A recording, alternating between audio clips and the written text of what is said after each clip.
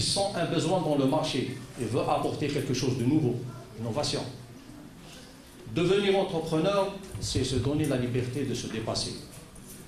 Enfin, c'est un individu qui a le courage de concrétiser ses rêves, d'ignorer les risques et d'utiliser son plein potentiel de créativité pour innover.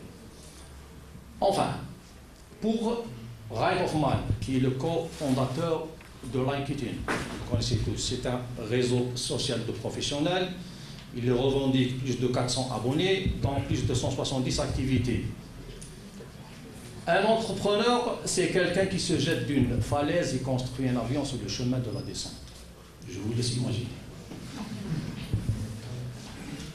Bon, maintenant pour se lancer dans l'entrepreneuriat, faut-il encore avoir l'énergie et la volonté et le courage pour vaincre ces hésitations qui nous bloquent à se lancer dans l'entrepreneuriat. On identifie principalement 3 obstacles. Premièrement, l'éducation. Notre éducation scolaire ne nous a pas préparés à entreprendre, ne nous a pas appris à prendre des risques. Malheureusement, le modèle d'apprentissage et ces erreurs qui nous permettent d'apprendre à se lancer tout seul n'est pas reconnu par notre système d'enseignement. J'ai une idée, je la lance, ça ne marche pas tout à fait, je corrige et je relance. C'est à partir de là qu'on peut construire une activité durablement rentable. Vous devez le connaître. Oui, très bien. Mark Elliott Zuckerberg. Dans un monde qui change très rapidement, la seule stratégie qui vouait à l'échec est de ne pas prendre des risques. Prendre des risques mesurés. Ce jeune informaticien et chef d'entreprise, il a créé donc sa propre entreprise en 2004 quand il avait juste 20 ans.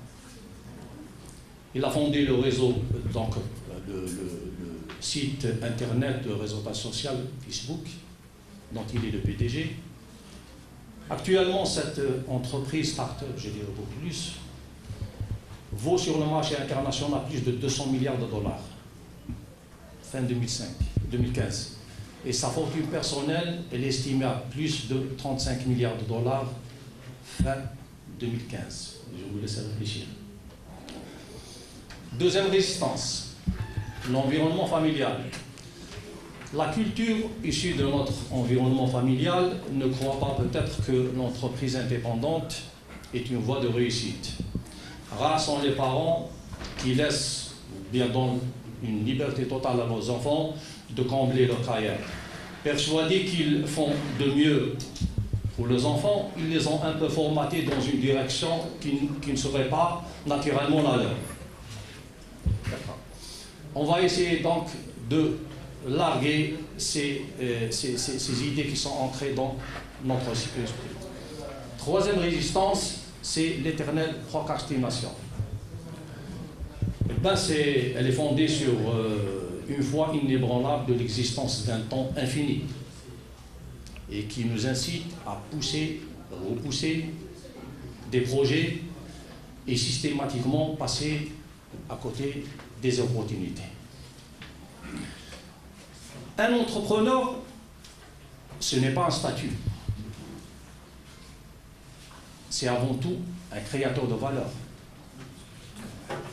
Un entrepreneur crée 3 types de valeurs. Une vraie valeur pour de vrais clients, de vrais produits et services de qualité pour une clientèle fidèle. La valeur créée est suffisante pour assurer la rentabilité durable de l'activité. Un entrepreneur gagne très bien sa vie. La valeur créée est suffisamment significative pour être reconnue par la communauté, la corporation professionnelle à laquelle vous appartenez. Maintenant, on va parler du business model de l'entrepreneur. Un business model, ce n'est pas un business plan. Un business model, c'est le concept qui permet à une entreprise de gagner de l'argent. Il peut se formaliser dans un document de présentation de la logique globale de l'entreprise et de la création et d'explication de la création de la valeur. Il répond à 2 questions. Comment créer de la valeur et pour qui créer cette valeur? Qui est notre clientèle, notre marché cible? Pour cela, l'entrepreneur doit bâtir et construire un business model solide et durablement rentable.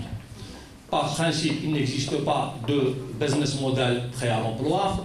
Ce n'est pas parce qu'un business model a fonctionné pour une entreprise ou pour quelqu'un qu'il va s'adapter et réussira pour vous. Pour cela, il y a 2 points à retenir. Un business model doit être personnalisé. Il est fondé sur notre personnalité, nos ambitions, nos rêves, nos talents, nos goûts, nos aptitudes, etc. Donc, il est nécessairement original, dans le sens où il ne reprend pas ce qu'il existe ailleurs. Deuxième point, on doit apprécier l'activité pratiquée. On aime ce qu'on a choisi de faire.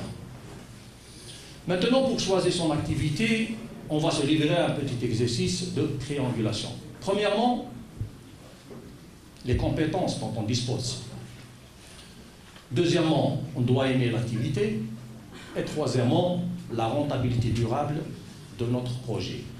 Et c'est peut-être ici que se trouve votre activité.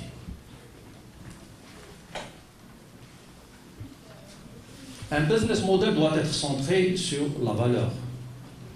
La valeur offerte satisfait les clients et dégage une marge suffisante pour couvrir les investissements et les charges. Mais il ne faut pas oublier que la viabilité d'une activité commerciale dépend aussi de vos clients.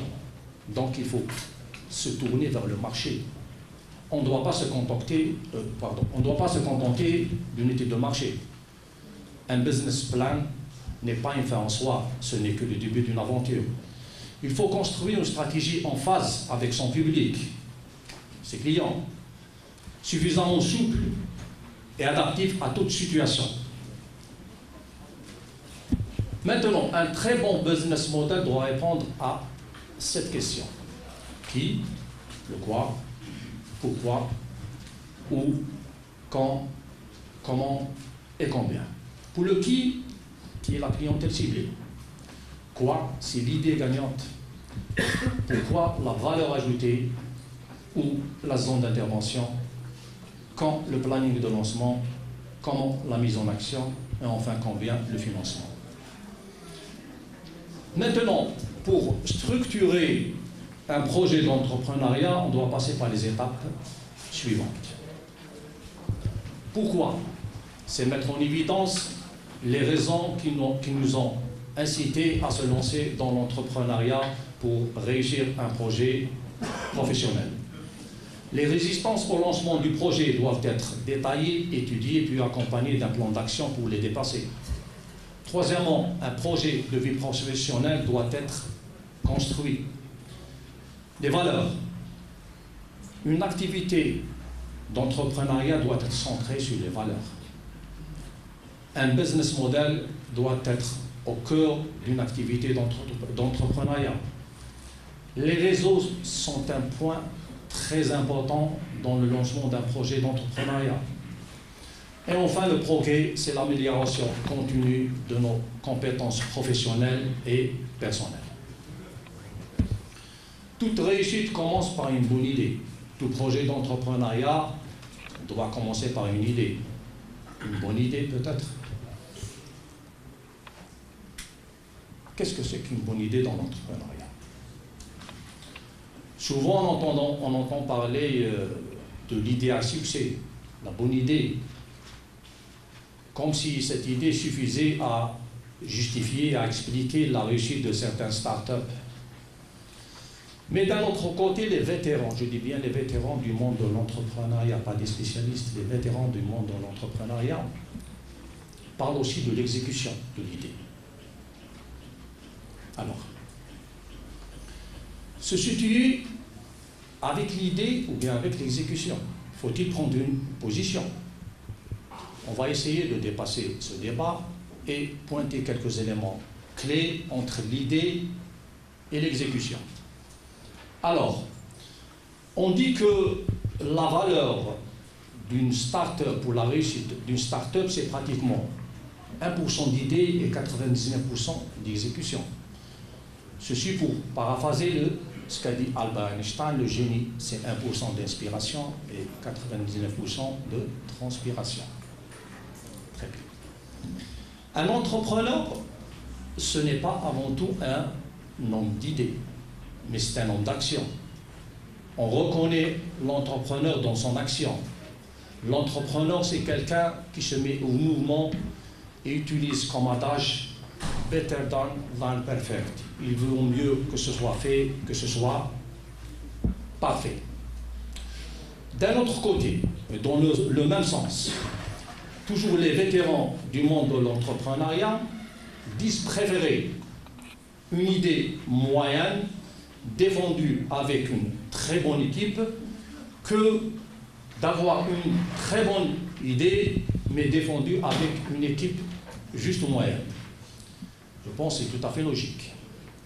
Parce qu'il faut comprendre une chose, que le succès d'une start-up et la valeur d'une start-up réside donc dans la multiplication de l'idée dans l'exécution.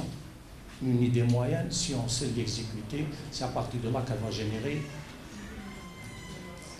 Ce n'est pas une science exacte, mais ça dénote un peu donc l'importance de l'exécution à côté de l'idée. Maintenant, si on fait passer le message que l'exécution est très importante, là aussi on risque de passer à côté de quelques points qui sont très importants. Alors, on va se situer entre l'idée et l'exécution. On va essayer de placer quelques points très importants. Premièrement, la validation. La validation de l'idée. C'est très important. Elle représente pratiquement environ 40% du développement d'une start-up. C'est une partie intégrante de l'approche Lean Startup. Valider une idée, vous êtes déjà à 40% de votre entreprise. Deuxièmement, le timing. Le bon timing. Alors là, je suis très sensible à ce sujet. Maintenant, si on prend le cas du bonhomme qui allait travailler en 1999 pour placer le mail sur le téléphone portable. Imaginons que le bonhomme a présenté son idée 3-4 ans à l'avance. On l'aurait pris pour un malade, c'est sûr. Alors, comme je le dis, une idée, elle a une durée de vie. Les startups, c'est comme du yaourt, ils ont une date de péremption. Vous avez une idée, vous l'exploitez à temps, dans le bon timing, pas en avance, pas en retard. Vous dépassez les délais, elle n'est plus valable, elle est exploitée par d'autres entrepreneurs. Troisième point clé, les contacts, le réseautage. Pour l'équipe et vers le marché. Alors, si vous avez dans votre contact professionnel, de par votre expérience, une équipe déjà prête, l'équipe idéale pour concrétiser votre projet.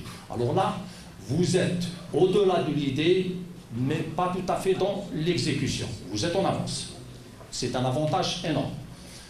De la même manière pour les contacts vers le marché. Si vous avez des contacts dans le marché qui peuvent révalider votre idée, ou bien constituer des clients prêts à signer des contrats avec vous, là aussi vous avez une longueur d'avance par rapport à d'autres qui vont se lancer dans le même moment. Donc, une bonne idée est en réalité, elle intègre tous ces éléments. Une bonne idée, c'est comme une graine. Les idées, des idées, chaque idée a sa spécificité, c'est comme les graines. Il y a des graines qui nécessitent d'être arrosées quotidiennement, d'autres de temps en temps, d'autres qui demandent d'être réconfortées par des engrais, etc.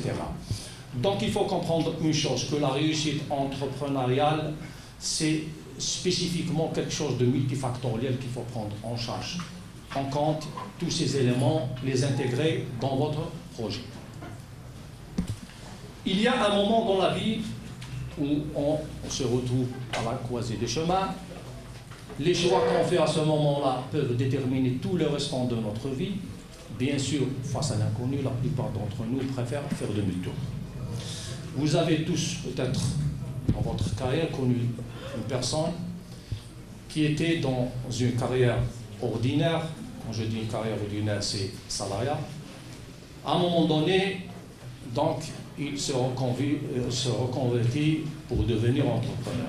La question qu'on se pose, pourquoi quelqu'un qui est passionné par l'entrepreneuriat ne se lance pas dès le début dans l'entrepreneuriat? Alors, la réponse à cette question réside dans le moment de choix. On va essayer d'imaginer ce moment. Alors, quand vous faites un choix, vous essayez d'être rationnel dans votre décision. C'est quand vous avez une balance devant vous, d'un côté, donc, vous mettez la carrière ordinaire, et de l'autre, vous mettez la carrière d'entrepreneur. Pour ce qui est de la carrière ordinaire, les choses sont peut-être plus ou moins visibles, mais à court terme, on peut obtenir un poste de travail, on signe un contrat, tout est inscrit dans le contrat, mais notre vision de carrière n'est pas tout à fait claire. Dans ce cas aussi, on essaie de cibler un objectif dans la pyramide de Maslow, que vous connaissez, le niveau de sécurité, se sécuriser par un emploi. Bien que souvent, on n'opte jamais, on ne décroche jamais le poste qui répond à notre profil de formation. Bref, pour ce qui est de la carrière d'entrepreneuriat, là, les choses sont différentes. C'est de l'aventure, c'est un peu de l'inconnu. Mais c'est une vision lointaine. On vise un objectif de réalisation, il est nettement supérieur à celui de satisfaire un besoin de sécurité. Alors, pour vous aider à booster notre esprit d'entrepreneuriat, il y a 3 règles d'opportunité qu'il faut saisir. C'est à partir des occasions et des événements comme celui que nous vivons aujourd'hui qui nous permettent de comprendre le monde de l'entrepreneuriat, ses dynamiques, et à travers ces dynamiques et ces mécanismes qu'on peut voir plus clair les choix et les perspectives de l'entrepreneuriat. Deuxièmement, sacrifice. Être prêt à prendre le chemin le plus difficile. Si vous êtes dans la carrière ordinaire, vous savez que vous allez travailler de 8h à 17h. Mais dans une carrière d'entrepreneuriat, vous allez travailler beaucoup. C'est jamais assez. Je vous rassure, quand vous faites quelque chose que vous aimez, vous ne sentirez jamais le temps passer. Quand vous mettez une idée en exécution, qui sera transformée en projet, un projet en une entreprise, c'est à partir de là, en fin de projet, qu'on aura cette satisfaction personnelle. Troisièmement, l'acceptation. Il faut accepter, admettre qu'on peut être entrepreneur et non pas devenir entrepreneur. Il faut l'admettre à vous et aux autres qu'on peut être entrepreneur. Parce que le problème de nos jeunes diplômés, c'est qu'ils disent que je n'ai pas une idée, je ne peux pas devenir entrepreneur. Un entrepreneur, je l'ai dit tout à l'heure, ce n'est pas d'abord un homme d'idées, c'est un homme d'action. Un entrepreneur, c'est avant tout un état d'esprit. Un état d'esprit qui nous permet donc de sortir de notre coquille, regarder autour de nous, voir les problématiques du contexte, trouver des solutions à ces problématiques, et c'est ces solutions qui vont devenir notre business. Voilà. Donc, on récapitule, exploiter, saisir les opportunités, le sacrifice, il est le bienvenu, et il faut avoir un esprit d'entrepreneur. Pour réussir dans l'entrepreneuriat, je vais vous présenter une série de conseils. Je me suis permis de vous les présenter. Mais je vais faire l'exception, ce n'est pas des conseils. Donc, ce n'est pas ce que vous devez faire, ce qu'on doit faire, mais ce qu'il faut éviter de faire. Alors, il faut éviter d'attendre le moment idéal pour se lancer, peut freiner la réussite dans l'entrepreneuriat. Éviter de toujours vouloir atteindre la perfection. Éviter de vouloir à tout prix l'accord et l'appui de ses proches, de son entourage. Éviter d'être trop fier pour demander de l'aide. Éviter de vouloir absolument tout faire tout seul. Éviter d'essayer d'aller trop vite. Et enfin, éviter de ne pas être trop ouvert d'esprit. Ne pas être prêt à entreprendre des risques. Et enfin, je terminerai par les paroles de Steve Jobs, que vous connaissez tous. C'est le cofondateur de Apple. Il a lancé plusieurs innovations, iPad, iTunes, etc. Je ne vais pas vous les citer. Donc, si vous ne travaillez pas pour vos rêves, quelqu'un vous embauchera pour travailler pour les siens. Merci de votre attention.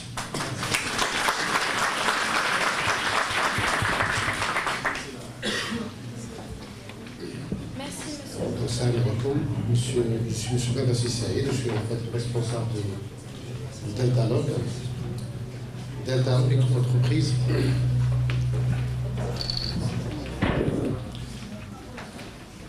entreprise d'ingénierie, conseil d'ingénierie en système d'information.